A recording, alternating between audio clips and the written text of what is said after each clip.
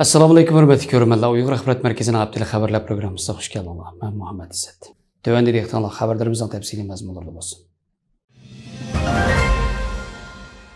Deprint torunun 27 martdakı xəbərə görə bir Uyğur musafirinin Taylanddakı tutub turuş mərkəzində ölüb ketishi və Pakistandakı yana bir Uyğur ailəsinin Xitayğa sürgün qılınışdan qorxub yaşayotqanlığı, Xitayning ziyonkashligidan qo'rqib Sharq Turkistondan qochib chiqqan musafirlarning favqulodda og'ir qiyinchiligiga dalolat qilmoqda ekan. Ma'lum bo'lishicha 11 sentabr voqeasidan keyin Xitoy bilan Pokiston hamkorlikni kuchaytirgan va Pokiston nurg'un Uyg'urlarni Xitoyga qaytarib bergan.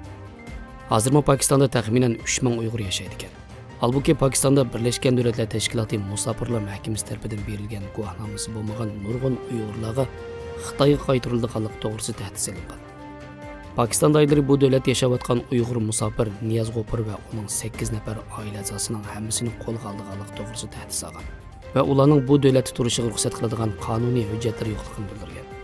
Tahlilchilar Xitoyning Sharq Turkistondagi Uyg'urlarni qirg'in qilish bilan qolmay, qora qo'lini davomli chet ellarga so'zayotganligi xalqaro jamoatchilikning hali ham Xitoyga yetarli besim ishlatmaganligining bevosita natijasi deb qarashmoqda. O'tir Sharq kuzatuvchi to'rining 29 martdagi xabariga ko'ra, Xitoy Uyg'ur musulmonlariga davomli ziyonkashlik qilayotgan va ularni majburiy emgak qilishga zo'rlayotgan sharoitda Kanada o'zining ta'minlash zanjirini majburiy emgakdan xolilashtirish uchun qonun chiqarishni o'ylashayotganligini e'lon qilgan. Kanada hukumati bu hafta 2023-yillik xomchotini e'lon qilganda monolarni bildirgan.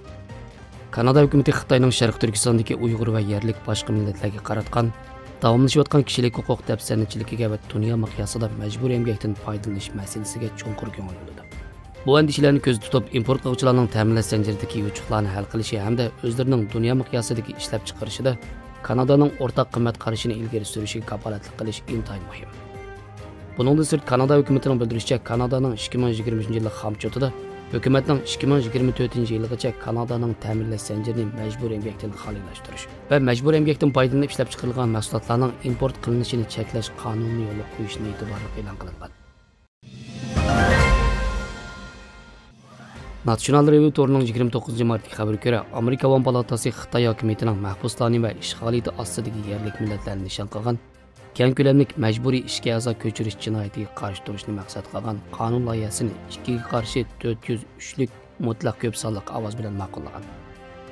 Bu qonun loyihasini tuzuvchi Avam palata a'zosi Chris Sims Avam palatasi majlisida mundaq degan: ishga a'zolari keng ko'lamda majburiy ko'chirilayotganlar Shi Jinpingning davomlashayotgan irqiy qirg'inchiligiga duchor bo'layotgan Uyg'urlarni va Falun Gongchilarni o'z ichiga oladi.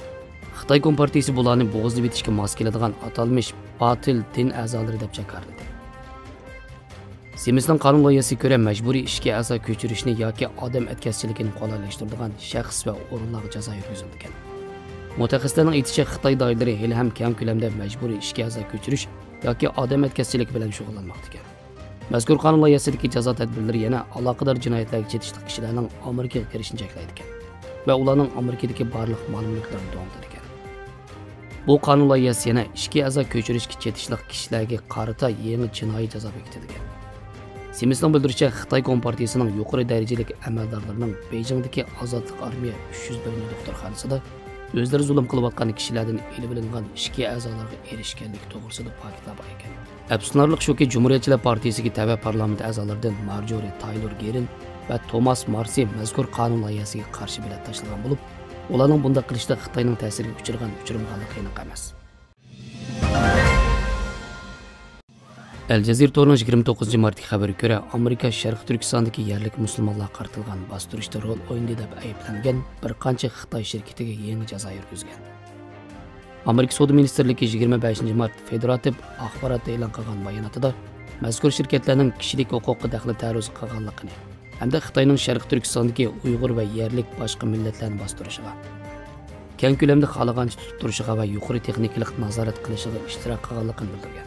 Bu tür şirket Lob Xaishi Tingshin elektron texnikasi cheklik shirkati, Qarqash Xaishi elektron texnikasi cheklik shirkati, Kuma Xaishi Yong'an elektron texnikasi cheklik shirkati va Urumchi Xaishi Shinan elektron texnikasi cheklik shirkati qatorliqlar bo'lib, Xitoydagi kuzatish kamerasi ishlab chiqaradigan Hikvision shirkatining 2021-yildagi yarim yillik dokladida ko'rsatilishicha, bu shirkatlarning hammasi bu shirkatning ig'dorchiligida ekan.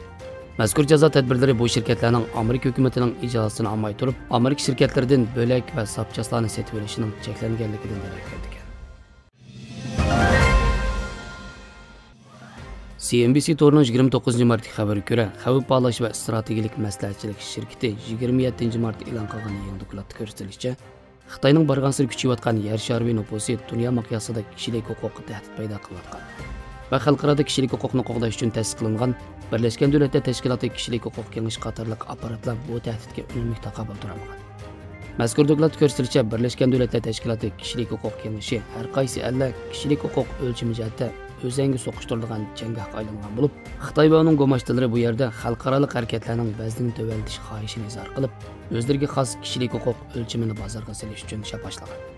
Alayda diqqat qilish arziydigani shuki, dokladda ko'rsatilishicha, Xitoy atalmish davlat taraqqiyoti hammadan a'lo degan kishilik huquq qarashini kengash a'zolariga tanmoqda va iqtisodiy taraqqiyot boshqa barliq huquqlardan ustun turdi degan safsatini ta'kidlash orqali shaxsiy erkinlikni dafsanda qilmoqda ekan.